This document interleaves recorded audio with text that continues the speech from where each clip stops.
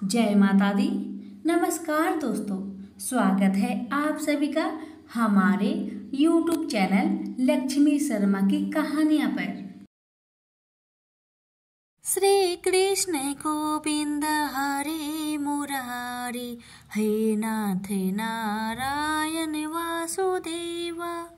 प्यारे भक्तगणों, आज आप सभी सुनेंगे पूरे कार्तिक मास में नियमित रूप से सुनी जाने वाली 12 कथा एक साथ। हिंदू शास्त्रों के अनुसार कार्तिक माह में व्रत, स्नान, दान का बहुत ही ज्यादा महत्व है। मान्यता है इससे पाप का नाश होकर सुख, शांति और मोक्ष की प्राप्ति होती है। इस माह में पवित्र नदी या जलाशयों में स्नान करने के महत्व 2 गुना बढ़ जाता है। इस दिन महिलाएं सुबह जल्दी उठकर स्नान करती है। यह स्नान कुंवारी या शादीशुदा महिलाएं दोनों ही कर सकती है। कार्तिक माह में व्रत, तप, दान, पुण्य, पवित्र नदियों में स्नान और मंत्र, कथा, जप आदि का विशेष महत्व होता है। इस बारे में शास्त्रों में कहा गया है कि जो भी मनुष्य कार्तिक माह में व्रत, तप, मंत्र, जप, दान, पुण्य, दीपदान और कथाओं का श्रवण करता है, वह जीवित रहते हुए पृथ्वी पर समस्त सुखों को भोग कर मृत्यु के पश्चात भगवान विष्णु के परम धाम वैकुंठ में निवास करता है। इसलिए प्यारे भक्तगणों, इन कथाओं को प्रसन्नचित मन से हर रोज श्रवण करें। और कथा आपको अगर अच्छी लगे तो वीडियो को ज्यादा से ज्यादा शेयर करें। चैनल पर पहली बार आए हैं तो चैनल को सब्सक्राइब जरूर करें और कमेंट बॉक्स में कार्तिक माह की सभी देवताओं की जय अवश्य लिखें। अब सुनिए कथा। हर महीने में एक बुढ़िया माई तुलसी माता का पूजन और सींचन करती और साथ में कहती, हे तुलसी माता, सत की दाता, मैं तेरा बिडला सींचती हूँ, मुझे बहू दे, पीताम्बर की धोती दे, मीठा मीठा घास दे, बैकुंठा में बास दे, चटक की चाल दे, पतक की मौत दे, चंदन का काठ दे, रानी सा राज दे, दाल भात का भोजन दे, 11 की मौत दे, श्री कृष्ण का कांधा दे। बूढ़ी माई की ये सभी बातें सुनकर तुलसी माता सूखने लगी तो भगवान ने पूछा कि हे तुलसी, तुम क्यों सूख रही हो? भगवान की बातें सुन तुलसी माता कहने लगी कि एक बुढ़िया माई मेरे पास रोज आती है और वह पूजन करके यही बात कह जाती है। मैं सब बात को पूरा कर दूंगी, लेकिन भगवान कृष्ण का कंधा कहाँ से लाऊंगी? तो भगवान बोले, जब वो बुढ़िया मरेगी तो मैं अपने आप उसे कंधा देने आ जाऊंगा। तो बुढ़िया माई से कह देना। समय बीतता गया। जब बुढ़िया माई मर गई, सब लोग आ गए। जब माई को ले जाने लगे तो वह किसी से न उठी। तब भगवान एक 12 बरस के बालक का रूप धारण करके आए। बालक ने कहा, मैं कान में एक बात कहूंगा तो बुढ़िया माई उठ जाएगी। बालक ने कान में कहा, बुढ़िया माई मन की निकाल ले, पीताम्बर की धोती ले, मीठा मीठा घास ले, बैकुंठा बास ले, चटक की चाल ले, पटक की मौत ले, कृष्णा जी का कांधा ले।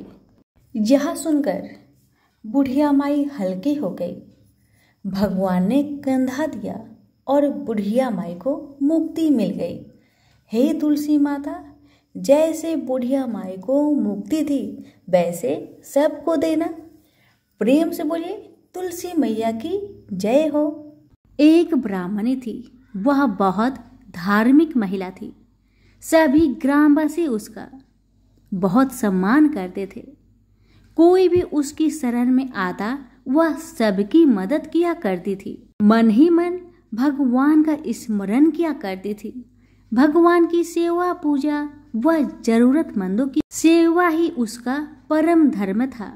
एक दिन ब्राह्मणी मरकर भगवान के घर गई। वहां जाकर बोली, मुझे बैकुंठ का रास्ता बता दो। स्वर्ग में से एक दूत आया और बोला, ब्राह्मणी, आपको क्या चाहिए? वो बोली, मुझे बैकुंठ का रास्ता बता दो। आगे आगे दूत और पीछे पीछे ब्राह्मणी मंदिर तक गई। ब्राह्मणी बहुत धार्मिक महिला थी। उसने बहुत दान पुण्य कर रखा था। उसे विश्वास था कि उसके लिए बैकुंठ का रास्ता अवश्य खुल जाएगा। ब्राह्मणी ने वहां जाकर देखा, वहां बड़ा सा मंदिर, सोने का सिंहासन, हीरे मोती से जड़ित छतरी थी। चित्रगुप्त जी न्याय सभा में बैठे साक्षात इंद्र के समान शोभा पा रहे थे और न्याय नीति से अपना राज्य संभाल रहे थे। यमराज से सबको कर्म अनुसार दंड दे रहे थे। ब्राह्मणी जाकर प्रणाम किया और बोली, मुझे बैकुंठ जाना है। चित्रगुप्त जी ने लेखा सुनाया और कहा, ब्राह्मणी, तुमने सब धर्म किए परंतु धरती माता की कहानी नहीं सुनी, इसलिए तुम्हारे सिर पर धरती माता का कर्ज है। बैकुंठ में कैसे जाएगी? ब्राह्मणी बोली, धरती माता की कहानी के क्या नियम है? चित्रगुप्त जी बोले, कोई 1 साल, कोई 6 महीने, कोई 7 दिन ही सुने, पर धरती माता की कहानी अवश्य सुने, फिर उसका उद्धापन कर दे। धरती माता की कहानी सुनने से जाने अनजाने किए गए पाप कर्मों को धरती माता हर लेती है। स्वर्गलोक में धर्म को ही स्थान प्राप्त है। यहाँ पाप के लिए कोई जगह नहीं है। धरती माता की कहानी पीपल के पेड़ के नीचे बैठकर सुननी चाहिए। यह बात सुनकर ब्राह्मणी ने प्रार्थना की कि मुझे 7 दिन वापस पृथ्वी लोक पर जाने दो, मैं कहानी सुनकर वापस आ जाऊंगी।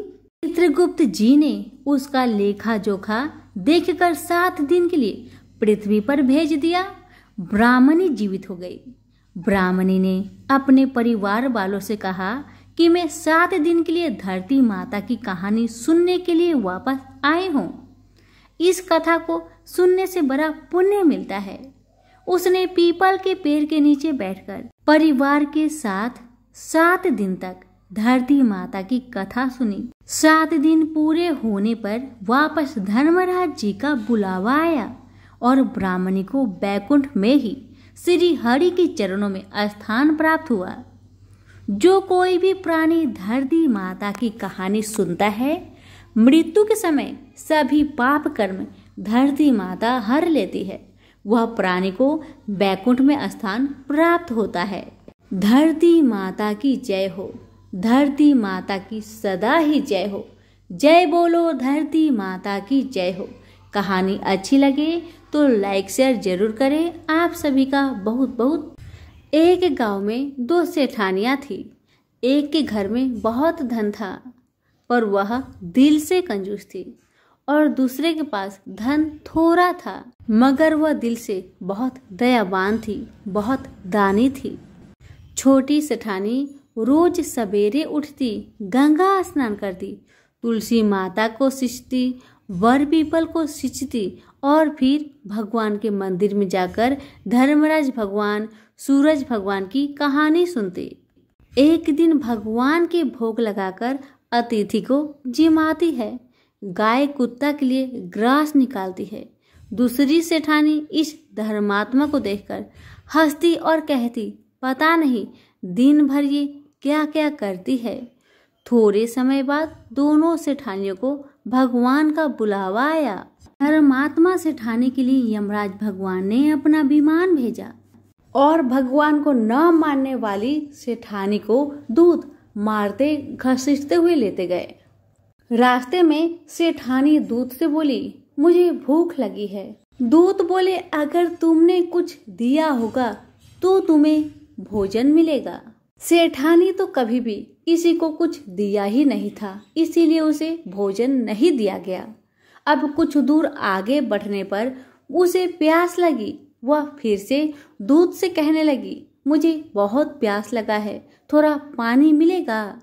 दूत बोले, हाँ जरूर, अगर तुमने कभी किसी को पानी पिलाया होगा तभी तुम्हें पानी नसीब होगा। सेठानी ने कभी भी किसी को पानी नहीं पिलाया था, इसलिए उसे दूत पानी नहीं दिए।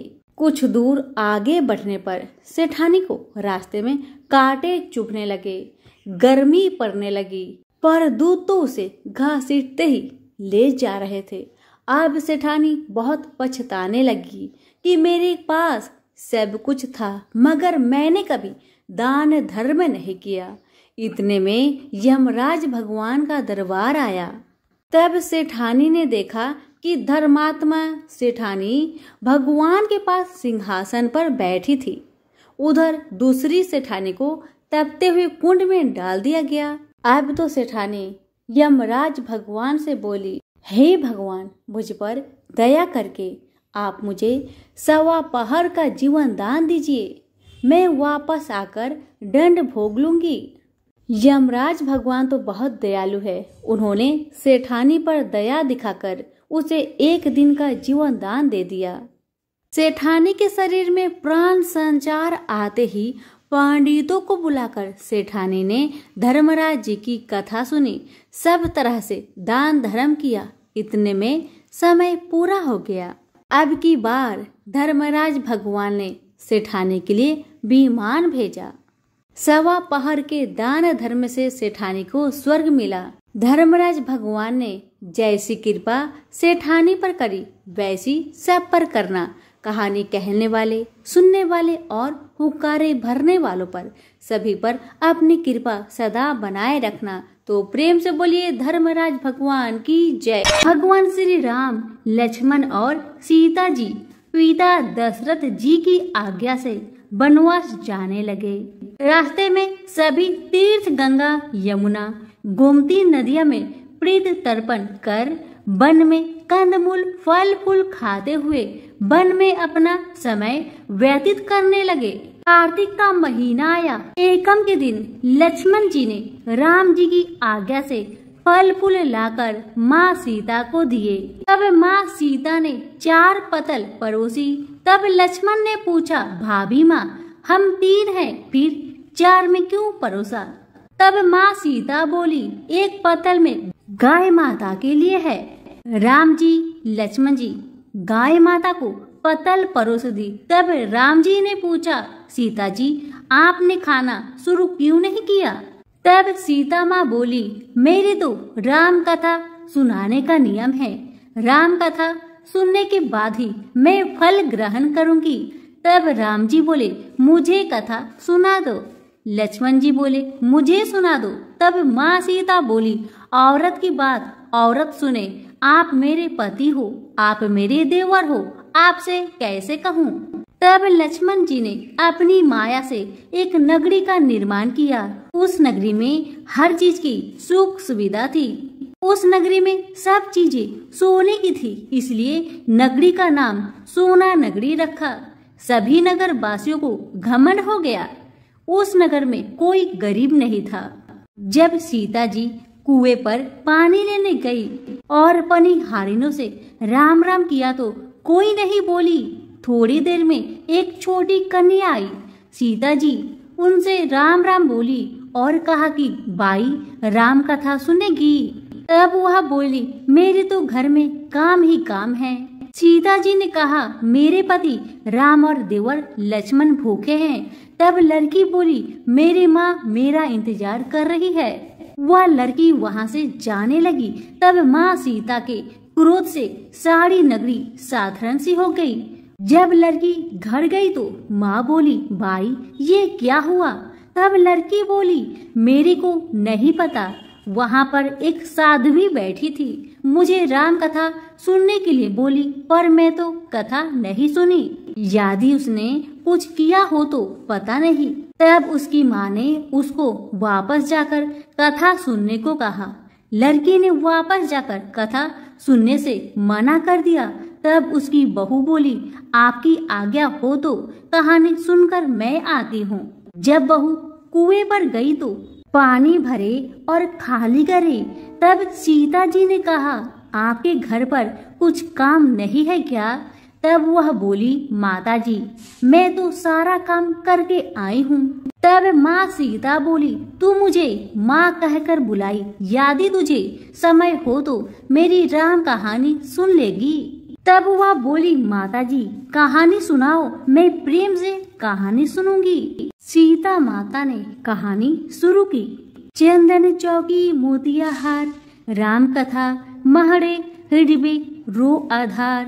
राम कथा सुनाऊं, राम ने मनाऊं, राम कहे तो परदेश में जाऊं। सीता जी ने कहा, हे बाई तूने मेरी मृत्यु लोक में मदद करी, भगवान तेरी स्वर्ग लोक में रक्षा करेंगे। सीता जी ने राम कथा सुनाई, बाई ने कथा सुनी। आओ राम बैठो राम, जल भर झाड़ी लाई राम, केलारी दातुन लाई राम, ठंडा जल भर लाई राम, समडो पधारो राम। झगलैया टोपी लाई राम, करा किंगली लाई राम, स्वर्ण सिंहासन लाई राम, तापर आप बिराजो राम। झालर टिकारा लाई राम, शंख ध्वनि गरनाऊ राम। हिडवे हीरा सोवे राम, निरखता मन मोहे राम। चरण शरण में आई राम, शरण आपली ले लो राम। माखन मिश्री लाई राम, माखन मिश्री औरोगो राम। दूध भर कटोली लाई राम, मेवा चिरंजीवी परशुराम। खादी मीठी चाखा राम, चरखो परखो औरगो राम। रूच रूच भोग लगाओ राम, जो भावे सो ले लो राम। जल भर झाड़ी लाई राम, अभी आचमन करियो राम। देश्याम गमछो लाई राम, हाथ मुंह पोछ लियो राम। पुष्प सु सेज बिछाओ राम, अंदरिया चिरकाऊ राम। हिंगलू डोलिया डलारो राम, सीता जी चरण दबावे राम। सुख भर सेज पोढ़ो राम, हजार पंख डोलू राम। थामे राम महामे राम, रोम रोम में राम ही राम। घट घट माए बिराजो राम, मुख में तुलसी बोलो राम। बोलो पंची राम राम, पूर्ण होवे मंगल काम। राम कथा पूर्ण हुई तो सीता जी ने कहा, हे भाई तूने मेरी राम कथा सुनी, मेरी सहायता की। राम जी लक्ष्मण को जिमाया है, भगवान तेरी भी रक्षा करेंगे, तुझे स्वर्ग का सुख मिलेगा। सीता माता ने उपहार स्वरूप अपने गले का हार दे दिया। जब वह घर गई तो उसके मटका सब सोने के हो गए। सासू जी ने कहा, ये सब तू कहाँ से लाई? बहू ने कहा, मैंने सीता माता की राम कथा सुनी, ये सब उसी का फल है। सासू जी ने कहा, प्रतिदिन राम कथा सुन आना। बाई को राम कथा सुनते बहुत दिन हो गया। तब उसने माँ सीता से पूछा, इसका उद्धापन विधि बतलाओ। तब सीता जी ने कहा, 7 लड्डू लाना, 1 नारियल लाना, उसके 7 भाग करना, 1 भाग मंदिर में चढ़ाना, जिससे मंदिर बनावे जितना फल होता है। 1 भाग सरोवर के किनारे गाड़ देना, जिससे सरोवर खुदवाने जितना फल होता है। 1 भाग भगवत गीता पर चढ़ाना, जिससे भगवत गीता पाठ करवाने का जितना फल होगा। 1 भाग तुलसी माता पर चढ़ाना, जिससे तुलसी विवाह जितना फल होगा। 1 भाग कंवारी कन्या को देवे, जिससे कन्या विवाह जितना फल होगा। 1 भाग सूरज भगवान को चढ़ाना, जिससे 33 करोड़ देवी देवता को भोग लगाने जितना फल होगा। अब उनसे विधि पूर्वक उद्धापन कर दिया। माता सीता के पास आई, माता मैंने तो विधि पूर्वक उद्धापन कर दिया। अब 7 दिन बाद बैकुंठ से विमान आ गया। 7 दिन पूरे हुए, विमान आया तो बहू ने कहा, सासू जी स्वर्ग से विमान आया है। तब सासू जी ने कहा, बहू तेरे ससुर जी को व मेरे को भी ले चल, तेरे माता पिता को ले चल, सारे कुटुंब परिवार को ले चल, आस पड़ोस को भी ले चल। उसने सभी को बैठा लिया। थोड़ी देर में उसकी ननद आई और देखते ही देखते विमान भर गया। तब बहू ने कहा, माँ सीता ननद बाईसा को भी बैठा लो। पर माँ सीता ने कहा, इसने कभी कोई धर्म पुण्य नहीं किया। तब बहू ने कहा, बाईसा आप पहले कार्तिक मास में राम लक्ष्मण की कथा सुनना, उसके बाद आपके लिए बैकुंठ से विमान आएगा। गांव के सारे लोग एकत्र हो गए और पूछने लगे, बाई तूने ऐसा कौन सा धर्म पुण्य किया? गीता भगवत के पाठ किए, हमें भी बताओ। तब बाई ने कहा, मैंने तो माता सीता से प्रतिदिन राम कथा सुनी और नियम से उद्धापन किया। तब समस्त ग्रामीण राम कथा सुनने के लिए जिद करने लगे। तब बाई राम कथा कहने लगी और सब नर नारी सुनने लगे। राम कथा संपूर्ण होते ही समस्त नगरी सोने की हो गई। बाई ने कहा, जो कोई राम कथा सुनेगा उसको मेरे समान ही फल मिलेगा। सब राम लक्ष्मण जी की जय जयकार करने लगे और विमान स्वर्ग में चला गया। 7 स्वर्ग के दरवाजे खुल गए। पहले द्वार पर नाग देवता, समस्त देवी देवता पुष्प वर्षा करने लगे। देवताओं ने पूछा कि तूने क्या पुण्य किया? तब उसने कहा, मैंने तो राम लक्ष्मण जानकी की कहानी सुनी। तो समस्त देवताओं ने कहा, वर मांग। तब उसने कहा, मेरे तो सब सिद्धियां है, मुझे यह वर दो कि जो भी श्रद्धा व भक्ति से राम कथा, राम लक्ष्मण जानकी की कहानी सुनेगा उसको मेरे समान ही फल मिले। सभी देवताओं ने पुष्प वर्षा करते हुए तथास्तु कहा। चारों ओर राम की जय जयकार होने लगी। सभी प्रेम से कहिए, राम लक्ष्मण जानकी माता की जय हो। इसी गांव में एक बुढ़िया माई रहती थी। वह हमेशा मिट्टी की गणेश जी की पूजन किया करती थी। बेचारी बूढ़ी माई रोज मिट्टी के गणेश जी की मूर्ति बनाती, रोज पूजा करती, लेकिन रोज बारिश आने के कारण, पानी पड़ने के कारण गणेश जी की मूर्ति गल जाया करती थी। इसी से बूढ़ी माई बहुत परेशान थी। एक समय की बात है, एक बार बूढ़ी माई पास के ही रास्ते से गुजर रही थी। वहीं पर एक सेठ का मकान बन रहा था। तो बूढ़ी माई का दिमाग में आया, क्यों ना मैं इस कारीगर को कहकर एक पत्थर का गणेश जी का मूर्ति बनवा लूं। ये सोचकर बूढ़ी माई उस कारीगर के पास जाकर कहने लगी, भैया क्या आप मेरे लिए एक पत्थर का गणेश जी का मूर्ति बना देंगे? बूढ़ी माई की बातें सुन कारीगर कहने लगा, जब तक मैं तेरे लिए पत्थर का गणेश जी बनाऊंगा तब तक तो मेरा ये मकान ही बन जाएगा। जाओ यहाँ से किसी और से बनवा लो, मेरे पास समय नहीं है। कारीगर की बातें सुन बूढ़ी माई को दुख लगा, इसलिए बूढ़ी माई कहने लगी, राम करे तुम्हारी बनाई हुई दीवार कभी सीधी ही ना बने। और कहते हैं ना, जो भी मनुष्य अगर सच्चा मन से कुछ कह दे वह हो ही जाता है। और वैसा ही हुआ उस कारीगर के साथ। वह कारीगर दीवार को बनाए जा रहा है, मगर उसकी दीवार हमेशा अपने आप टेढ़ी ही बनते जा रही है। कारीगर बहुत परेशान हुआ। इसी तरह से शाम हो गया और सेठ जी भी घर वापस चले आए और उन्होंने देखा कि आज तो कारीगर मेरा कोई काम ही नहीं किया है। सेठ ने कारीगर से पूछा, तुमने मेरा काम अभी तक क्यों नहीं किया, बताओ। तब कारीगर कहने लगा, क्या बताओ सेठ जी, सुबह सुबह एक बूढ़ी माई यहाँ पर आई थी। उसने मुझसे कहा कि मेरे लिए एक पत्थर का गणेश जी बना दो। मैंने कहा, जब तक तुम्हारा पत्थर का गणेश बनाऊंगा तब तक मैं अपना काम न कर लूं। मैंने गणेश जी बनाने से इनकार कर दिया। तब बुढ़िया माई ने कहा, भगवान करे तेरी दीवार टेढ़ी हो जाए। और तब से ही मेरी बनाई हुई दीवार सीधी बनने का नाम ही नहीं ले रहा। तब सेठ ने उस बूढ़ी माई का पता लगाकर उनके घर गया और बूढ़ी माई से बोला, हे बूढ़ी माई, मैं तुम्हारे लिए सोने का गणेश बना दूंगा, बस हमारी दीवार को तुम सीधी कर दो।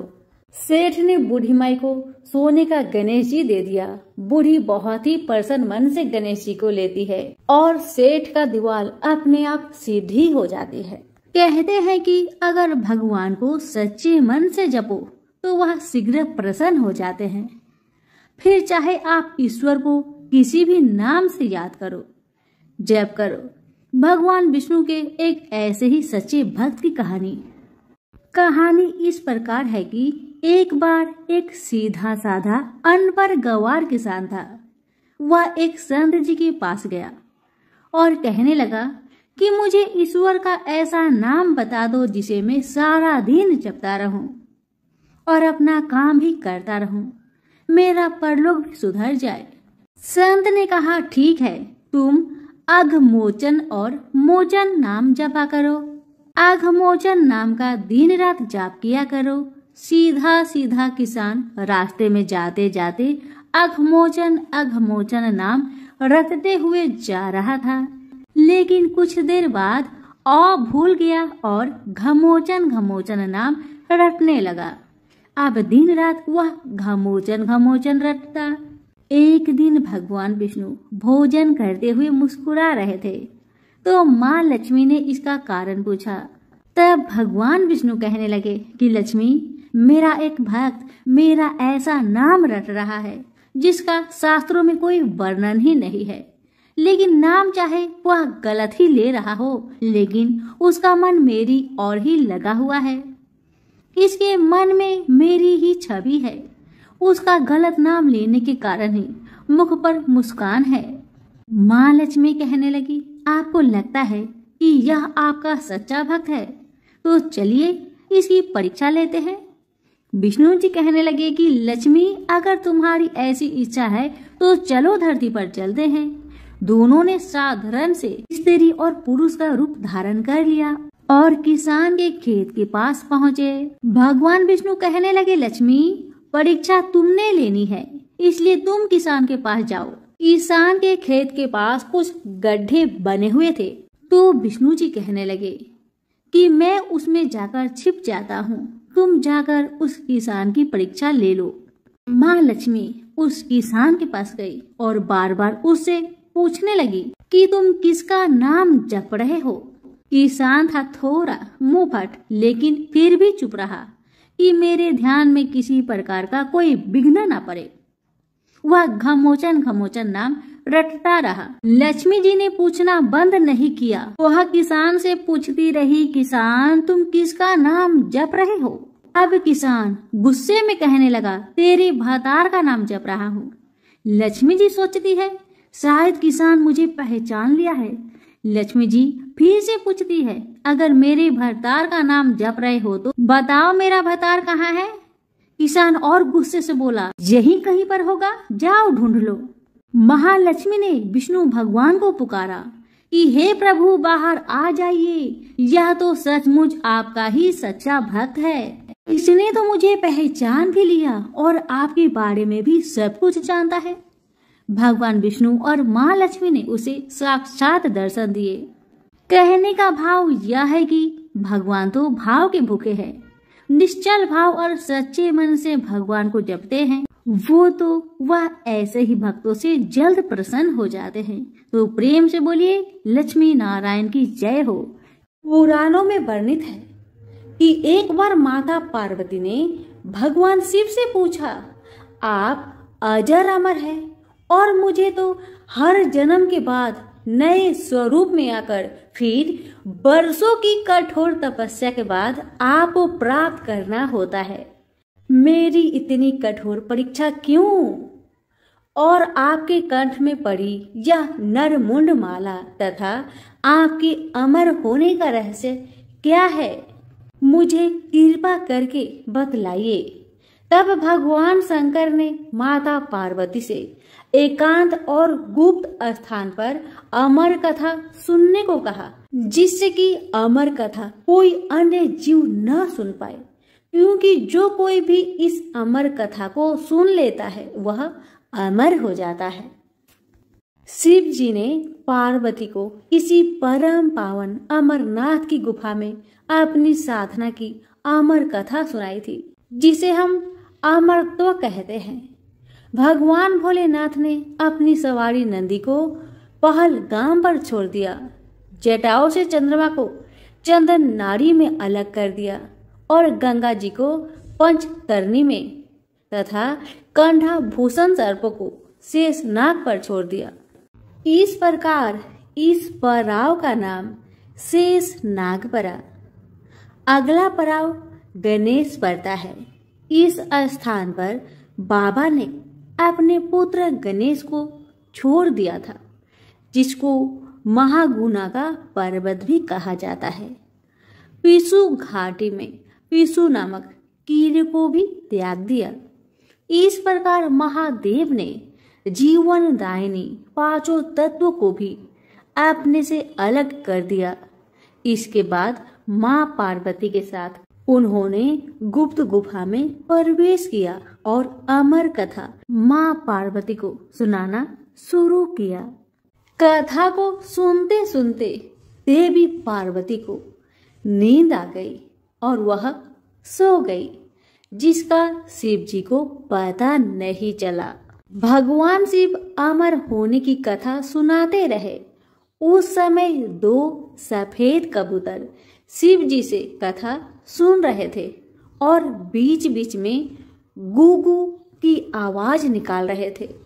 शिव जी को लगा कि माता पार्वती कथा सुन रही है और बीच बीच में पुकार भर रही है। इस तरह दोनों कबूतरों ने अमर होने की पूरी कथा सुन ली। कथा समाप्त होने पर शिव का ध्यान पार्वती की ओर गया, जो सो रही थी। जब महादेव की दृष्टि कबूतर पर पड़ी तो वे क्रोधित हो गए और उन्हें मारने के लिए आगे बढ़े। इस पर कबूतरों ने भगवान शिव से कहा, हे प्रभु, हमने आपसे अमर होने की कथा सुनी है। यदि आप हमें मार देंगे तो क्या अमर होने की यह कथा झूठी नहीं कहलाएगी? इस पर शिव जी ने कबूतरों को जीवित छोड़ दिया और उन्हें आशीर्वाद दिया कि तुम सदैव इस स्थान पर शिव पार्वती के प्रतीक चिन्ह के रूप में निवास करोगे। अतः यह कबूतर का जोड़ा अजर अमर हो गया। कहते हैं आज भी इन दोनों कबूतरों का दर्शन भक्तों को यहाँ प्राप्त होते हैं। सभी प्रेम से बोलिए, उमापति शंकर की जय हो। प्राचीन समय की बात है। एक नगर में एक बड़ा व्यापारी रहता था। वह जहाजों में माल लादकर दूसरे देशों में भेजा करता था, परंतु उसकी पत्नी अत्यंत कंजूस थी। वह किसी को एक दमड़ी भी नहीं देनी चाहती थी। एक बार सेठ जब दूसरे देश व्यापार करने गया तो पीछे से बृहस्पति देव ने साधु का वेश में उसकी पत्नी से भिक्षा मांगी। व्यापारी की पत्नी बृहस्पति देव से बोली, हे साधु महाराज, मैं इस दान और पुण्य से तंग आ गई हूँ। आप कोई ऐसा उपाय बताए जिससे मेरा सारा धन नष्ट हो जाए और मैं आराम से रह सकूं। मैं यह धन लुटता हुआ नहीं देख सकती। बृहस्पति देव ने कहा, हे देवी, तुम बड़ी विचित्र हो। संतान और धन से कोई दुखी होता है? अगर अधिक धन है तो इसे शुभ कार्यों में लगाओ, कुंवारी कन्याओं का विवाह कराओ, विद्यालय और बाग बगीचों का निर्माण कराओ। ऐसे पुण्य कार्य करने से तुम्हारा लोक परलोक सार्थक हो सकता है। परंतु साधु की इन बातों से व्यापारी की पत्नी को खुशी नहीं हुई। उसने कहा, मुझे ऐसी धन की आवश्यकता नहीं है जिसे मैं दान में दूं। तब बृहस्पति देव बोले, यदि तुम्हारी ऐसी इच्छा है तो तुम एक उपाय करना। 7 बृहस्पतिवार घर को गोबर से लिपना, अपने केशों को पीली मिट्टी से धोना, केशों को धोते समय स्नान करना, व्यापारी से हजामत बनाने को कहना, भोजन में मांस मदिरा खाना, कपड़े अपने घर धोना। ऐसा करने से तुम्हारा सारा धन नष्ट हो जाएगा। इतना कहकर बृहस्पति देव अंतर्ध्यान हो गए। व्यापारी की पत्नी ने बृहस्पति देव की कहे अनुसार 7 बृहस्पतिवार वैसा ही करने का निश्चय किया। केवल 3 बृहस्पतिवार बीते थे कि उसके समस्त धन संपत्ति नष्ट हो गई और वह परलोक सिधार गई। जब व्यापारी वापस आया तो उसने देखा कि उसका सब कुछ नष्ट हो चुका है। उस व्यापारी ने अपनी पुत्री को सत्वाना दी और दूसरे नगर जाकर बस गया। वहां वह जंगल से लकड़ी काटकर लाता और शहर में बेचता। इस तरह वह अपना जीवन व्यतीत करने लगा। एक दिन उसकी पुत्री ने दही खाने की इच्छा प्रकट की, लेकिन व्यापारी के पास दही खरीदने के पैसे नहीं थे। वह अपनी पुत्री को अवशासन देकर जंगल में लकड़ी काटने चला गया। वहां एक वृक्ष के नीचे बैठ अपनी पूर्व दशा पर विचार कर रोने लगा। उस दिन बृहस्पतिवार था। तभी वहां बृहस्पति देव साधु के रूप में सेठ के पास आए और बोले, हे मनुष्य, तू इस जंगल में किस चिंता से बैठा है? तब व्यापारी बोला, हे महाराज, आप सब कुछ जानते हैं। इतना कहकर व्यापारी अपनी कहानी सुनाकर रो पड़ा। बृहस्पति देव बोले, देखो बेटा, तुम्हारी पत्नी ने बृहस्पति देव का अपमान किया था, इसी कारण तुम्हारा यह हाल हुआ है। लेकिन अब तुम किसी प्रकार की चिंता मत करो। तुम गुरुवार के दिन बृहस्पति देव का पाठ करो।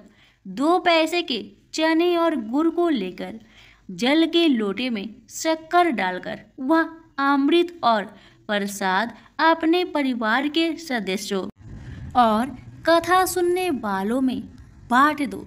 स्वयं भी प्रसाद और चनरा मिलट लो। भगवान तुम्हारा अवश्य कल्याण करेंगे। साधु की बात सुनकर व्यापारी बोला, महाराज, मुझे तो इतना भी नहीं बचता कि मैं अपनी पुत्री को दही लाकर दे सकूं। इस पर साधु जी बोले, तुम लकड़ियां शहर में बेचने जाना। तुम्हें लकड़ियों के दाम पहले से चौगुने मिलेंगे, जिससे तुम्हारे सारे कार्य सिद्ध हो जाएंगे। उसने लकड़ियां काटी और शहर में बेचने के लिए चल पड़ा। उसकी लकड़ियां अच्छे दाम में बिक गई, जिससे उसने अपनी पुत्री के लिए दही लिया और गुरुवार की कथा हेतु चना गुड़ लेकर कथा की और प्रसाद बांटकर स्वयं भी खाया। उसी दिन परंतु अगले बृहस्पतिवार को वह कथा करना भूल गया। अगले दिन वहां के राजा ने एक बड़े यज्ञ का आयोजन कर पूरे नगर के लोगों के लिए भोज का आयोजन किया। राजा की आज्ञा अनुसार पूरा नगर राजा के महल में भोज करने गया, लेकिन व्यापारी व उसकी पुत्री तनिक विलंब से पहुंचे। अतः उन दोनों को राजा ने महल में ले जाकर भोजन करवाया। जब वे दोनों लौटकर आए तब रानी ने देखा कि उसका खूंटी पर टंगा हार गायब है। रानी को व्यापारी और उसकी पुत्री पर संदेह हुआ कि उसका हार उन दोनों ने ही चुराया है। राजा के आज्ञा से उन दोनों को कारावास की कोठरी में कैद कर दिया गया। कैद में पड़कर दोनों अत्यंत दुखी हुए। वहां उन्होंने बृहस्पति देवता का स्मरण किया। बृहस्पति देव ने प्रकट होकर व्यापारी को उसकी भूल का आभास कराया और उन्हें सलाह दी कि गुरुवार के दिन कैद खाने के दरवाजे पर तुम्हें 2 पैसे मिलेंगे।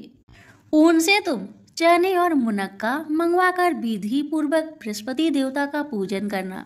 तुम्हारे सब दुख दूर हो जाएंगे। बृहस्पतिवार को कैद खाने के द्वार पर उन्हें 2 पैसे मिले। बाहर सड़क पर एक स्त्री जा रही थी। व्यापारी ने उसे बुलाकर गुड़ और चने लाने को कहा। इस पर वह स्त्री बोली, मैं अपने बहू के लिए गहने लेने जा रही हूँ, मेरे पास समय नहीं है। इतना कहकर वह चली गई। थोड़ी देर बाद वहां से एक और स्त्री निकली। व्यापारी ने उसे बुलाकर कहा कि हे बहन, मुझे बृहस्पतिवार की कथा करनी है, तुम मुझे 2 पैसे का गुड़ चना ला दो। बृहस्पति देव का नाम सुनकर वह स्त्री बोली, भाई, मैं तुम्हें अभी गुड़ चना लाकर देती हूँ।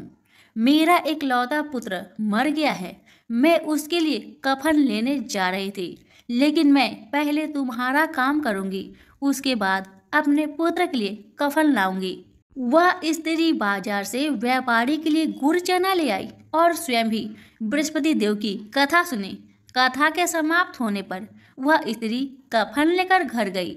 घर पर लोग उसके पुत्र की लाश को राम नाम सत्य है कहते हुए शमशान ले जाने की तैयारी कर रहे थे। स्त्री बोली, मुझे अपने लड़के का मुख देख लेने दो। अपने पुत्र का मुख देखकर उस स्त्री ने उसके मुख में प्रसाद और चंद्रामृत डाला। प्रसाद और चंद्रामृत के प्रभाव से वह पुनः जीवित हो गया। उसी रात बृहस्पति देव राजा के सपने में आए और बोले, हे राजन, तूने जिस व्यापारी और उसके पुत्री को जेल में कैद कर रखा है वह बिल्कुल निर्दोष है। तुम्हारी रानी का हार वही खूंटी पर टांगा है। दिन निकलता तो राजा रानी ने हार खूंटी पर लटका हुआ पाया। राजा ने उस व्यापारी और उसकी पुत्री को रिहा कर दिया और उन्हें आधा राज्य देकर उसकी पुत्री का विवाह उच्च कुल में कराकर दहेज में हीरे जवाहरात दिए। सभी प्रेम से बोलिए, बृहस्पति देव की जय हो। भारत में नदियों को हमेशा माँ का दर्जा दिया गया है। सभी नदियों में गंगा की खास महिमा है। कहा जाता है कि गंगा स्नान मात्र से सारे पाप धुल जाते हैं। गंगा नदी अपने विशेष जल और इसके विशेष गुण के कारण मूल्यवान मानी जाती है। इसका जल अपनी शुद्धता और पवित्रता को लंबे समय तक बनाए रखता है। माना जाता है कि गंगा का जन्म भगवान विष्णु के पैरों से हुआ था। साथ ही यह शिव जी की जटाओं में निवास करती है। गंगा स्नान, पूजन और दर्शन करने से पापों का नाश होता है, व्याधियों से मुक्ति मिलती है। जो तीर्थ गंगा किनारे बसे हुए हैं वे अन्य की तुलना में ज्यादा पवित्र माने जाते हैं। अब आइए प्रेम से रसपान करें माता गंगा की कथा को। ऋषि विश्वामित्र ने इस प्रकार कथा सुनाना आरंभ किया। पर्वतराज हिमालय की अत्यंत रूपवती, लावण्यमयी एवं सर्वगुण संपन्न 2 कन्याएं थी। सुमेरु पर्वत की पुत्री मैना इन कन्याओं की माता थी। हिमालय की बड़ी पुत्री का नाम गंगा तथा छोटी पुत्री का नाम उमा था। गंगा अत्यंत प्रभावशाली और असाधारण देवी गुणों से संपन्न थी। वह किसी बंधन को स्वीकार न कर मनमाने मार्गों का अनुसरण करती थी। उसकी इस असाधारण प्रतिभा से प्रभावित होकर देवता लोग विश्व के कल्याण की दृष्टि से उसे हिमालय से मांग कर ले गए। पर्वतराज की दूसरी कन्या उमा बड़ी तपस्विनी थी। उसने कठोर एवं असाधारण तपस्या करके महादेव जी को वर के रूप में प्राप्त किया। विश्वामित्र के इतना कहने पर राम ने कहा, हे भगवान, जब गंगा को देवता लोग सूर्यलोक ले गए तो वह पृथ्वी पर कैसे अवतरित हुई और गंगा को त्रिपथा क्यों कहते हैं? इस पर ऋषि विश्वामित्र ने बताया, महादेव जी का विवाह तो उमा के साथ हो गया, किंतु 100 वर्ष तक भी उनके किसी संतान की प्राप्ति नहीं हुई। एक बार महादेव जी के मन में संतान उत्पन्न करने का विचार आया। जब उनके इस विचार की सूचना ब्रह्मा जी सहित देवताओं को मिली तो वे विचार करने लगे कि शिव जी की संतान की तेज को कौन संभाल सकेगा। उन्होंने अपनी इस शंका को भगवान शिव जी के सम्मुख प्रस्तुत किया। उनके कहने पर अग्नि ने यह भार ग्रहण किया और परिमाण स्वरूप अग्नि के समान महान तेजस्वी स्वामी कार्तिकेय का जन्म हुआ। देवताओं के इस षड्यंत्र से उमा के संतान होने में बाधा पड़ी तो उन्होंने क्रोध होकर देवताओं को श्राप दे दिया कि भविष्य में वे कभी पिता नहीं बन सकेंगे। इस बीच सूर्यलोक में विचरण करती हुई गंगा से उमा की भेंट हुई। गंगा ने उमा से कहा कि मुझे सूर्यलोक में विचरण करते हुए बहुत दिन हो गए हैं। मेरी इच्छा है कि मैं अपनी मातृभूमि पृथ्वी पर विचरण करूं। उमा ने गंगा आश्वासन दिया कि वो इसके लिए कोई प्रबंध करने का प्रयत्न करेगी। वत्सराम, तुम्हारी ही अयोध्यापुरी में सागर नाम के एक राजा थे। उनके कोई पुत्र नहीं था। सागर की पटरानी कोसनी विदर्भ प्रांत के राजा की पुत्री थी। कोसनी सुंदर, धर्मात्मा और सत्यपरायण थी। सागर की दूसरी रानी का नाम सुमति थी, जो राजा अरिष्टनेमि की कन्या थी। दोनों रानियों को लेकर महाराज सागर हिमालय के भृगुप्रस्वन नामक प्रांत में जाकर पुत्र प्राप्ति के लिए तपस्या करने लगे। उनकी तपस्या से प्रसन्न होकर महर्षि भृगु ने उन्हें वर दिया कि तुम्हें बहुत से पुत्रों की प्राप्ति होगी। दोनों रानियों में से एक का केवल एक ही पुत्र होगा, जो कि वंश को आगे बढ़ाएगा। दूसरी के 60,000 पुत्र होंगे। कौन सी रानी कितने पुत्र चाहती है, इसका निर्णय वे स्वयं आपस में मिलकर कर ले। केसनी ने वंश को बढ़ाने वाले एक पुत्र की कामना की और गरुड़ की बहन सुमति ने 60,000 बलवान पुत्रों की। उचित समय पर रानी कोसनी ने असमंजस नामक पुत्र को जन्म दिया। रानी सुमति के गर्भ से एक तुम्बा निकला, जिससे फोड़ने पर छोटे छोटे 60,000 पुत्र निकले। उन सब का पालन पोषण घी के घरों में रखकर किया गया। काल चक्र बीतता गया और सभी राजकुमार युवा हो गए। सागर का ज्येष्ठ पुत्र असमंजस बड़ा दुराचारी था। उसे नगर के बालकों को सरयू नदी में फेंककर उन्हें डूबते हुए देखने में बड़ा आनंद आता था। इस दुराचारी पुत्र से दुखी होकर सागर ने उसे अपने राज्य से निर्वासित कर दिया। असमंजस के अंशुमान नाम का एक पुत्र था। अंशुमान अत्यंत सदाचारी और पराक्रमी था। एक दिन राजा सागर के मन में अश्वमेध यज्ञ करवाने का विचार आया। शीघ्र ही उन्होंने अपने इस विचार को कार्य रूप में परिणत कर लिया। राम ने ऋषि विश्वामित्र से कहा, गुरुदेव, मेरी रुचि अपने पूर्वज सागर की यज्ञ गाथा को विस्तार पूर्वक सुनने में है, अतः कृपा करके इस वृत्तांत को पूरा सुनाइए। राम के इस तरह कहने पर ऋषि विश्वामित्र परेशान होकर कहने लगे, राजा सागर ने हिमालय एवं विंध्याचल के बीच की हरी भरी भूमि पर एक विशाल यज्ञ मंडप का निर्माण करवाया। फिर अश्वमेध यज्ञ के लिए श्यामकर ने घोड़ा छोड़ दिया। फिर उसकी रक्षा के लिए पराक्रमी अंशुमान को सेना के साथ उसके पीछे भेज दिया। यज्ञ की संभावित सफलता के परिमाण की आकांक्षा से भयभीत होकर इंद्र ने एक राक्षस का रूप धारण करके उसके उस घोड़े को चुरा लिया। घोड़े की चोरी की सूचना पाकर सागर ने अपने 60,000 पुत्रों को आदेश दिया कि घोड़ा चुराने वाले को पकड़कर या मारकर घोड़ा वापस लाओ। पूरी पृथ्वी में खोजने पर भी जब घोड़ा नहीं मिला तो इस आशंका से कि किसी ने घोड़े को तय खाने में न छुपा रखा हो, सागर के पुत्रों ने संपूर्ण पृथ्वी को खोदना आरंभ कर दिया। उनके इस कार्य से असंख्य भूमितल निवासी प्राणी मारे गए।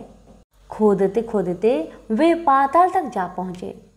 उनके इस नृशंस कृत्य की देवताओं ने ब्रह्मा जी से शिकायत की, तो ब्रह्मा जी ने कहा कि ये राजकुमार क्रोध एवं मद में अंधे होकर ऐसा कर रहे हैं।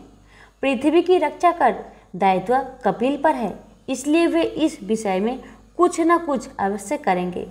पूरी पृथ्वी को खोदने के बाद जब घोड़ा और उसको चुराने वाला चोर नहीं मिला तो निराश होकर राजकुमारों ने इसकी सूचना अपने पिता को दे दी। रुष्ट होकर सागर ने आदेश दिया कि घोड़े को पाताल में जाकर ढूंढो। पाताल में घोड़े को खोजते खोजते वे सनातन वासुदेव कपिल आश्रम में पहुंच गए। उन्होंने देखा कपिल देव आंखें बंद किए बैठे हैं और उन्हीं के पास यज्ञ का वह घोड़ा बंधा हुआ है। उन्होंने कपिल मुनि को घोड़े का चोर समझकर उनके लिए अनेक दुर्वचन कहे और उन्हें मारने के लिए दौड़े। सागर के इन कुकृत्यों से कपिल मुनि की समाधि भंग हो गई। उन्होंने क्रोध होकर सागर के उन सब पुत्रों को भस्म कर दिया। जब महाराज सागर को बहुत दिनों तक अपने पुत्र की सूचना नहीं मिली तो उन्होंने अपने तेजस्वी पौत्र अंशुमान को अपने पुत्र के साथ घोड़े का पता लगाने के लिए आदेश दिया। वीर अंशुमान शस्त्र शास्त्रों से सुसज्जित होकर उसी मार्ग से पाताल की ओर चल पड़ा जिसे उसके चाचाओं ने बनाया था। मार्ग में जो भी पूजनीय ऋषि मुनि मिले उनका यथोचित सम्मान करके अपने लक्ष्य के विषय में पूछता हुआ उस स्थान तक पहुंच गया जहां पर उसके चाचाओं के भस्मीभूत शरीर की राख पड़ी थी और पास ही यज्ञ का घोड़ा चर रहा था। अपने चाचाओं के भस्मीभूत शरीर को देखकर उसे बहुत दुख हुआ। उसने उनका तर्पण करने के लिए जलाशय की खोज की, किंतु उसे कहीं जलाशय नहीं दिखाई पड़ा। तभी उनकी दृष्टि अपने चाचाओं के मामा गरुड़ पर पड़ी। उन्हें सादर प्रणाम करके अंशुमान ने पूछा कि बाबा जी, मैं इनका तर्पण करना चाहता हूँ। पास में यदि कोई सरोवर हो तो कृपा करके उसका पता बताइए। यदि आप इनकी मृत्यु के विषय में कुछ जानते हैं तो वह भी मुझे बतलाने की कृपा करें। गरुड़ जी ने बताया कि किस प्रकार उसके चाचाओं ने कपिल मुनि के साथ उद्दंड व्यवहार किया था, जिसके कारण कपिल मुनि ने उन सबको भस्म कर दिया। इसके पश्चात गरुड़ जी ने अंशुमान से कहा कि ये सब अलौकिक शक्ति वाले दिव्य पुरुष के द्वारा भस्म किए गए हैं, अतः लौकिक जल से तर्पण करने से इनका उद्धार नहीं होगा। केवल हिमालय की ज्येष्ठ पुत्री गंगा के जल से ही तर्पण करने पर इनका उद्धार संभव है। अब तुम घोड़े को लेकर वापस चले जाओ, जिससे कि तुम्हारे पितामह का यज्ञ पूर्ण हो सके। गरुड़ जी की आज्ञा अनुसार अंशुमान वापस अयोध्या पहुंच गए और अपने पितामह को सारा वृत्तांत सुनाया। महाराज सागर ने दुखी मन से यज्ञ पूरा किया। वे अपने पुत्रों के उद्धार करने के लिए गंगा को पृथ्वी पर लाना चाहते थे, पर ऐसा करने के लिए उन्हें कोई युक्ति नहीं सूझी। थोड़ा रुककर ऋषि विश्वामित्र ने कहा, महाराज सागर के देहांत के पश्चात अंशुमान बड़ी न्याय प्रियता के साथ शासन करने लगे। अंशुमान के परम प्रतापी पुत्र दिलीप हुए। दिलीप के वयस्क हो जाने पर अंशुमान दिलीप को राज्य का भार सौंपकर हिमालय की कंदराओं में जाकर गंगा को प्रसन्न करने के लिए तपस्या करने लगे, किंतु उन्हें सफलता प्राप्त नहीं हो पाई और उनका स्वर्गवास हो गया। इधर जब राजा दिलीप का धर्मनिष्ठ पुत्र भगीरथ बड़ा हुआ तो उसे राज्य का भार सौंपकर दिलीप ही गंगा को पृथ्वी पर लाने के लिए तपस्या करने चले गए, पर उन्हें भी मनोवांछित फल नहीं मिला। भगीरथ बड़े प्रजावत्सल नरेश थे, किंतु उनकी कोई संतान नहीं हुई। इस पर वे अपने राज्य का भार मंत्रियों को सौंपकर स्वयं गंगा अवतरण के लिए गोकर्ण नामक तीर्थ में जाकर कठोर तपस्या करने लगे। उनकी अभूतपूर्व तपस्या से प्रसन्न होकर ब्रह्मा जी ने उन्हें वर मांगने के लिए कहा। भगीरथ ने ब्रह्मा जी से कहा कि हे प्रभु, यदि आप मुझ पर प्रसन्न हैं तो मुझे यह वर दीजिए कि सागर के पुत्र को मेरे प्रयत्नों से गंगा का जल प्राप्त हो जाए, जिससे उनका उद्धार हो सके। इसके अतिरिक्त मुझे संतान प्राप्ति का भी वर दीजिए, ताकि इक्ष्वाकु वंश नष्ट ना हो सके। ब्रह्मा जी ने कहा, संतान का तेरा मनोरथ शीघ्र ही पूर्ण होगा, किंतु तुम्हारे मांगे गए प्रथम वरदान को देने में कठिनाई यह है कि जब गंगा जी का वेग के साथ पृथ्वी पर अवतरित होगी तो उनके वेग को पृथ्वी संभाल नहीं सकेगी। गंगा जी के वेग को संभालने की क्षमता महादेव जी के अवतरित किसी में भी नहीं है, इसलिए तुम्हें महादेव जी को प्रसन्न करना होगा। इतना कहकर ब्रह्मा जी अपने लोक को चले गए। भगीरथ ने साहस नहीं छोड़ा। वे 1 वर्ष तक पैर के अंगूठे के सहारे खड़े होकर महादेव जी की तपस्या करते रहे। केवल वायु के अतिरिक्त उन्होंने किसी अन्य वस्तु का भक्षण नहीं किया। अंत में इस महान भक्ति से प्रसन्न होकर महादेव जी ने भगीरथ को दर्शन देकर कहा कि हे भक्त, तेरी मनोकामना पूरी करने के लिए गंगा जी को अपने मस्तक पर धारण करेंगे।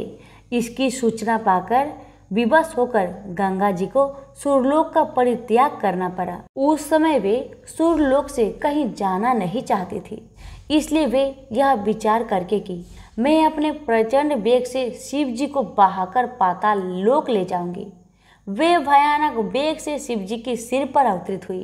गंगा के इस वेगपूर्ण अवतरण से उनका अहंकार शिव जी से छुपा न रहा। महादेव जी ने गंगा की वेगवती धाराओं को अपने जटाजूट में उलझा लिया। गंगा जी ने अपने समस्त प्रयत्नों के बाद भी महादेव जी की जटाओं से बाहर न निकल सके। गंगा जी को इस प्रकार शिव जी की जटाओं में विलीन होते देख भगीरथ ने फिर शंकर जी की तपस्या की। भगीरथ के इस तपस्या से प्रसन्न होकर भगवान शंकर ने गंगा जी को हिमालय पर्वत पर स्थित बिंदुसर में छोड़ा। छूटते ही गंगा जी 7 धाराओं में बट गई। गंगा जी की 3 धाराएं हैद्रिनी, पावनी और नलिनी पूर्व की ओर प्रवाहित हुई। सुचक्षु, सीता और सिंधु नाम की 3 धाराएं पश्चिम की ओर बही और 7वीं धारा महाराज भगीरथ के पीछे पीछे चली। जिधर जिधर भगीरथ जाते थे उधर उधर ही गंगा जी जाती थी। स्थान स्थान पर देव, यक्ष, किन्नर, ऋषि मुनि आदि उनके स्वागत के लिए एकत्रित हो रहे थे। जो भी उस जल का स्पर्श करता था भव बाधाओं से मुक्त हो जाता था।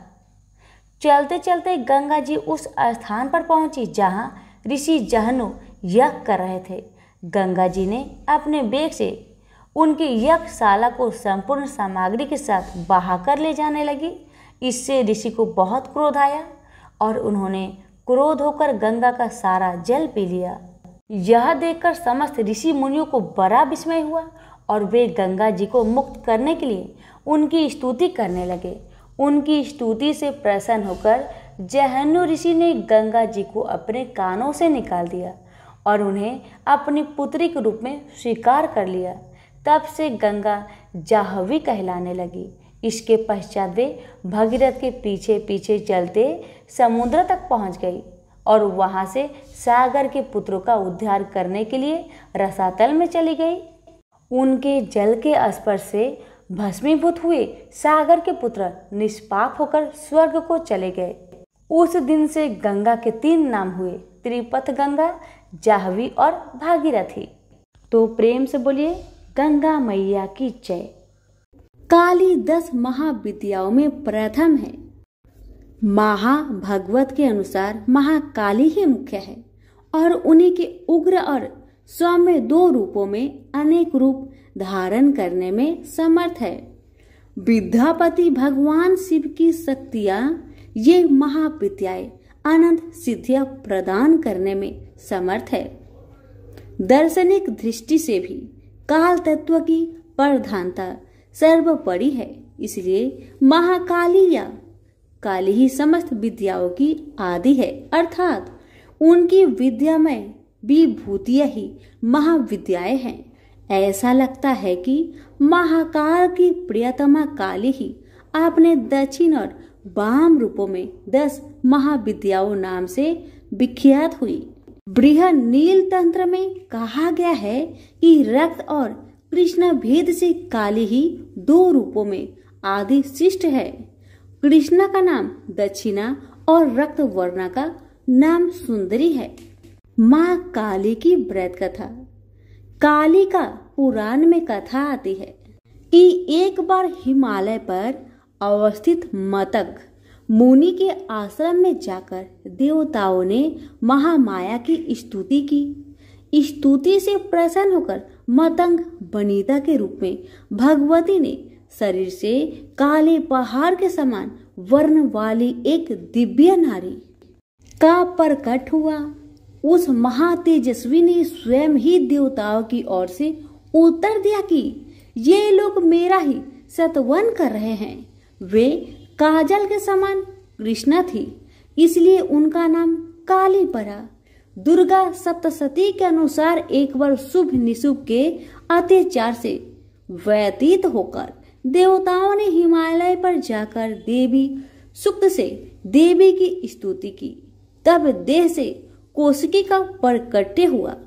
कौशिकी के अलग होते ही पार्वती का स्वरूप कृष्ण हो गया, जो काली नाम से विख्यात हुआ। माँ काली को नील रूपा होने के कारण तारा भी कहते हैं। नारद 5 रात्रि के अनुसार एक बार काली के मन में आया कि वे पुनः गौरी हो जाए। यह सोचकर वे अंदर ध्यान हो गई। शिव जी ने नारद से उनका पता पूछा। नारद जी ने उनसे सेमरू के उत्तर में देवी के प्रत्यक्ष उपस्थित होने की बात कही। शिव जी की प्रेरणा से नारद जी वहां गए। उन्होंने देवी जी से शिव जी के साथ विवाह का प्रस्ताव रखा। प्रस्ताव सुनकर देवी क्रुद्ध हो गई और उनकी देह से एक षोडशी विग्रह प्रकट हुई और उससे छाया विग्रह त्रिपुर भैरवी का प्रकट हुआ। प्रेम से बोलिए महाकाली मैया की जय। अब जानिए महाकाली की उपासना विधि। काली की उपासना में संप्रदायगत भेद है। प्राय 2 रूपों में इनकी उपासना का प्रचलन है। भाव बंधन मोचन में काली की उपासना सर्वोत्कृष्ट कही जाती है। शक्ति साधना के 2 पीठों में काली की उपासना श्याम पीठ पर करने योग्य है। भक्ति मार्ग में तो किसी भी रूप में उन महामाया की उपासना फल प्रदा है, पर सिद्धि के लिए उनकी उपासना वीर भाव से की जाती है। साधना के द्वारा जब अहंता, ममता और भेद बुद्धि का नाश होकर साधक में पूर्ण शिशुत्व का उदय हो जाता है, तब काली का विग्रह साधक के समक्ष प्रकट हो जाता है। उस समय भगवती काली माता की छवि अवर्णीय होती है।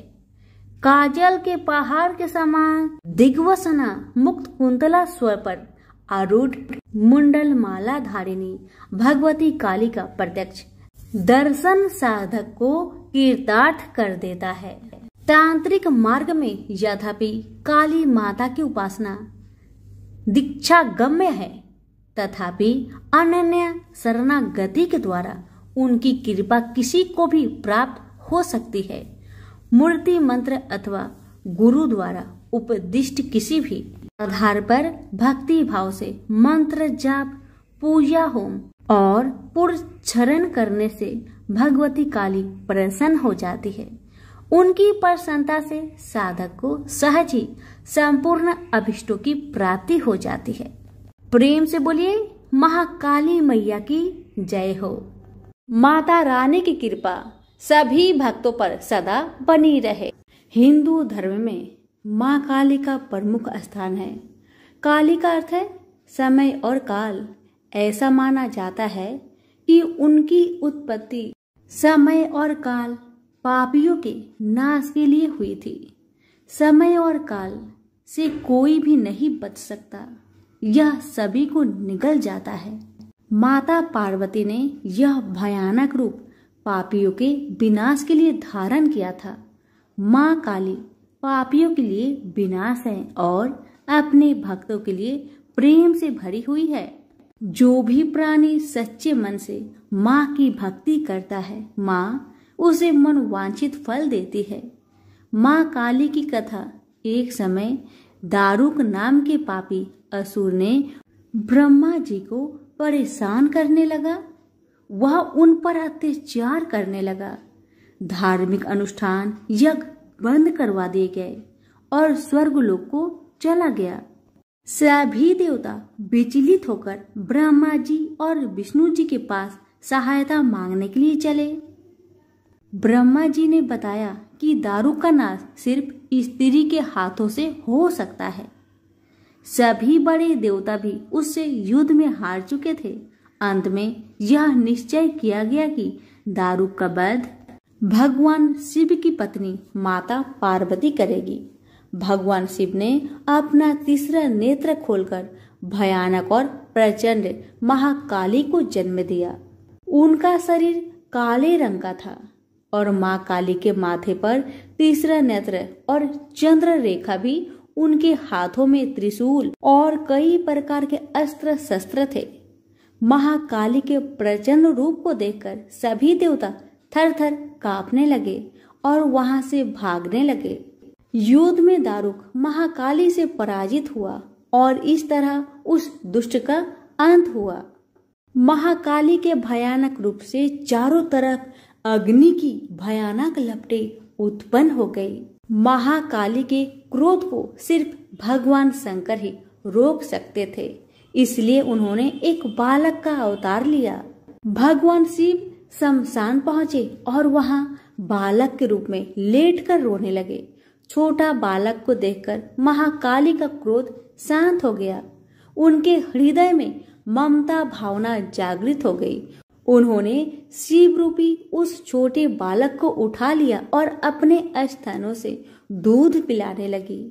इस प्रकार से शिव जी ने उनके क्रोध को पी लिया। इस प्रकार महाकाली का भयानक और प्रचंड क्रोध शांत हुआ। उसके बाद महाकाली मूर्छित हो गई। उन्हें होश में लाने के लिए भगवान शिव ने तांडव नृत्य किया। होश में आने पर वह पुनः माता पार्वती के रूप में आ चुकी थी। माता पार्वती भगवान शिव का नृत्य देखकर नृत्य करने लगी, जिसके कारण उन्हें योगिनी का नाम से भी पुकारा जाता है। इसके अलावा महाकाली ने महिषासुर, चंडमुंड, रक्तबीज, शुभ निशुभ जैसे राक्षसों का व्रत किया था। इसलिए 10 महाविद्याओं में से महाकाली प्रथम महाविद्या है। प्रेम से बोलिए माँ काली की जय हो। बहुत समय पहले की बात है। किसी गांव में सभी औरतें तुलसी माता को सींचा करती थी और तुलसी माता को सींचते और पूजते समय कोई औरत धन मांगती तो कोई पुत्र मांगता तो कोई सुहाग मांगता। सब कोई सींचकर अपने घर को चला आता। उसी गांव में एक डोकरी सवा पहर रात को उठती थी और सवा पहर दिन चढ़े तब तुलसी माता की पूजा करती थी। तुलसी माता को पूजकर सींचकर वह कहती थी, हे तुलसी माता सत की दाता, मैं बिरला सींचू तेरी, तू कर निस्तारा मेरा। तुलसी माता बहू दीजिए, बेटी दीजिए, पोता दीजिए, लड्डू दीजिए, पीतांबर की धोती दीजिए, गहना दीजिए, घी का घड़ा दीजिए, मीठा मीठा खीर और पूरी दीजिए, दाल भात का भोजन दीजिए, धन दौलत दीजिए, बेटा पोता को काम दीजिए, तुलसी का पत्ता दीजिए, मुंह में गंगा जल दीजिए, सूरज जी की साख दीजिए, जल यमुना की नीर दीजिए, 11 को दिन दीजिए, मरु तो बैकुंठ में बास दीजिए, चंदन को दाग दीजिए, मरु तब आप श्री कृष्ण को कांधा दीजिए, हर हर करते बैकुंठ जावे, रोज इतना कहकर आती थी। उस डोगरी की इतनी सारी बातें सुनकर तुलसी माता सूखने लगी। भगवान श्री कृष्ण बैकुंठ से ये सब देख रहे थे। एक दिन भगवान ने सोचा, क्यों ना मैं तुलसी से पूछूं कि तुलसी दिन ब दिन सूखते क्यों जा रही है। सभी औरतें तो रोज आकर उनको जल से सींचा करती है, तो फिर कारण क्या है कि तुलसी सूखते जा रही है। ये सोचकर भगवान श्री कृष्ण तुलसी से पूछते हैं, तुलसी क्या बात है, दिन ब दिन तुम सूखते जा रही हो, क्या कोई बात है, मुझे बताओ। तब तुलसी माता ने भगवान श्री कृष्ण से कहा, प्रभु आप तो मेरे मन की बात मत ही पूछो। तो भगवान बोले कि अगर मैं तुम्हारी मन की बात नहीं पूछूंगा तो कौन पूछेगा। तब तुलसी माता भगवान श्री कृष्ण से कहने लगी कि एक डोगरी माई आती है मेरे पास और रोज इतनी सारी मन्नत मांगती है, मैं उसकी सारी मन्नत को पूरी कर दूंगी, मगर एक मन्नत को पूरा नहीं कर सकती। भगवान ने कहा, ऐसा कौन सा मन्नत है तुलसी जिसे तुम पूरा नहीं कर सकती, मुझे बताओ, शायद मैं तुम्हारा कुछ मदद कर सकूं। अब तुलसी माई कहने लगी, हे भगवान क्या बताओ, ये बूढ़ी माई कहती है जब वो मरे तो उसे कृष्ण का कंधा चाहिए। मैं तो इसकी सभी मन्नत को पूरी कर दूं, पर कृष्ण भगवान का कंधा मैं कहाँ से ला कर दूं भगवान। तब भगवान कृष्ण हंसने लगे और कहने लगे, बस इतनी सी बात, जब बुढ़िया मरेगी तो मैं उसे कंधा देने जरूर आऊंगा। तुम्हारी भक्त की सभी मनोकामना को मैं जरूर पूरी करूंगा। आप चिंता मत कीजिए, आप हरे भरे होकर फूलिए। कुछ दिनों के बाद वह डोगरी रास्ते में ठोकर खाकर कृष्ण भगवान के मंदिर के सामने गिर गई और उसका मौत हो गया। पूरे गांव के सभी लोग आए और डोगरी को सभी लोग धर्मात्मा मानते थे। उसको तुलसी जी की डोगरी कहते थे। उसके परिवार में कोई और नहीं था, इसलिए गांव वालों ने ही उसके अंतिम संस्कार की योजना बनाई और उसे नहलाकर जब बैकुंठी पर बैठाने के लिए उसे उठाने लगे तो उसकी लाश इतनी भारी हो गई कि उसे कोई नहीं उठा पाया। अब ये देखकर सभी लोग तरह तरह के बातें करने लगे कि यह तो इतनी पूजा पाठ करती थी, हर समय माला फेरती थी, इसलिए यह इतनी भारी हो गई है। वह पूरे गांव में चर्चा होने लगा कि डोगरी माई कोई भक्ति नहीं करती थी, यह छल कपट करती थी जिसे हम धर्मात्मा समझते थे। असल में ये बूढ़ी माई तो महापापी है जो कि किसी से भी उठ नहीं पा रही है। इधर श्री कृष्ण भगवान ने सोचा मेरी भक्त की इतनी निंदा हो रही है, इसलिए भगवान ने बूढ़े ब्राह्मण का भेष धारण करके वहां चले आए और वहां पर आकर एकत्रित लोगों से पूछने लगे कि यहाँ इतनी भीड़ क्यों लगाया है आप लोगों ने। तो सभी लोग कहने लगे कि यह डोगरी माई मर गई है इसीलिए भीड़ लगा है। यह डोगरी माई तो बहुत पापिन है, इसकी लाश इतनी भारी हो गई है कि किसी से उठ नहीं रही। सब उठा उठा कर थक गए मगर उठने को नाम ही नहीं ले रही है। तब बूढ़ा ब्राह्मण कहने लगे मुझे एक डोगरी माई के कानों में बात कहने दो, शायद ये उठ जाए। तो सभी लोगों ने कहा ठीक है, आप भी प्रयास करके देख लीजिए, क्या पता चमत्कार हो जाए। तब भगवान ने डोगरी के कानों में कहा कि हे डोगरी माई देखो मैं आ गया। और जो डोगरी पूजा करते समय शब्द कहती थी वह शब्द उनके कानों में कहने लगे, तू बिरला सींचू तेरा, मैं करूँ निस्तारा मेरा। डोगरी माई बहू ले, बेटी ले, पोता ले, लड्डू ले, पीताम्बर की ढोटी ले, गहना ले, घी का घड़ा ले, मीठा मीठा खीर और पूरी ले, दाल भात का भोजन ले, धन दौलत ले, बेटा पोता को काम ले, तुलसी को पत्ता ले, मुंह में गंगा जल ले, 11 के दिन ले, चंदन को दाग ले, श्री कृष्ण का कंधा ले। इतना सुनते ही चमत्कार हो गया, डोगरी माई हल्की हो गई। भगवान ने बोला आओ अब डोगरी माई को उठाकर देखो, शायद उठ जाए। भगवान ने हाथ लगाया और डोगरी माई उठ गई। सबको आश्चर्य हुआ। डोगरी माई को बहुत धूमधाम से ले गया। भगवान ने उसे अपने कंधे पर ले गए। पूरे गांव में डोगरी की चलावा बहुत ही अच्छा निकला था, जिससे उसको मुक्ति मिल गई और बैकुंठ में चली गई। सभी लोग देखते रह गए।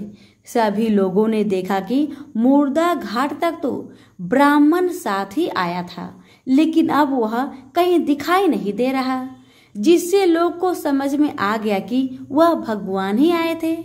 हे तुलसी माता, जैसे डोगरी माई की मुक्ति कराई वैसे सबकी भी मुक्ति कराना, सबको भगवान का ही कंधा मिले और सबको स्वर्ग देना। तो सभी प्रेम से बोलिए तुलसी मैया की जय।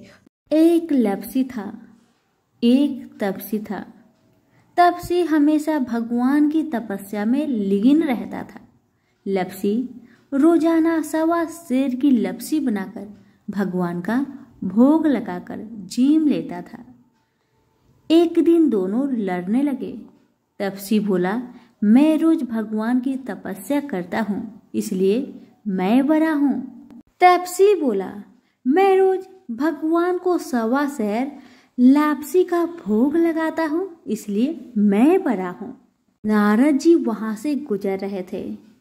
दोनों को लड़ता देखकर उनसे पूछा कि तुम क्यों लड़ रहे हो। तपसी ने खुद के बड़ा होने का कारण बताया और लपसी ने अपना कारण बताया। नारद जी बोले तुम्हारा फैसला मैं कर दूंगा। दूसरे दिन लपसी और तपसी नहाकर अपनी रोज की भक्ति करने आए तो नारद जी ने छुपकर 1.25 करोड़ की एक एक अंगूठी उन दोनों के आगे रख दी। तपसी की नजर जब अंगूठी पर पड़ी तो उसने चुपचाप अंगूठी उठाकर अपने नीचे दबा ली। लपसी की नजर अंगूठी पर पड़ी लेकिन उसने ध्यान नहीं दिया। भगवान को भोग लगाकर लपसी खाने लगा। नारद जी सामने आए तो दोनों ने पूछा कि कौन बड़ा है, तो नारद जी ने तपसी से खड़ा होने को कहा। वो खड़ा हुआ तो उसके नीचे दबी अंगूठी दिखाई पड़ी। नारद जी ने तपसी से कहा, तपस्या करने के बाद भी तुम्हारी चोरी करने की आदत नहीं गई, इसलिए लपसी बड़ा है और तुम्हें तुम्हारी तपस्या का कोई फल भी नहीं मिलेगा। तपसी शर्मिंदा होकर माफी मांगने लगा। उसने नारद जी से पूछा, मुझे मेरी तपस्या का फल कैसे मिलेगा? नारद जी ने कहा, यदि कोई गाय और कुत्ते की रोटी नहीं बनाएगा तो फल तुम्हें मिलेगा। यदि कोई ब्राह्मण को भोजन करवाकर दक्षिणा नहीं देगा तो फल तुम्हें मिलेगा। यदि कोई साड़ी के साथ ब्लाउज नहीं देगा तो फल तुझे मिलेगा। यदि कोई दिए से दिया जलाएगा तो फल तुझे मिलेगा। यदि कोई सारी कहानी सुने लेकिन तुम्हारी कहानी नहीं सुने तो फल तुझे मिलेगा। उसी दिन से हर व्रत कथा कहानी के साथ लपसी तपसी की कहानी भी सुनी और कही जाती है। तो प्रेम से बोलिए विष्णु भगवान की जय। धन्यवाद।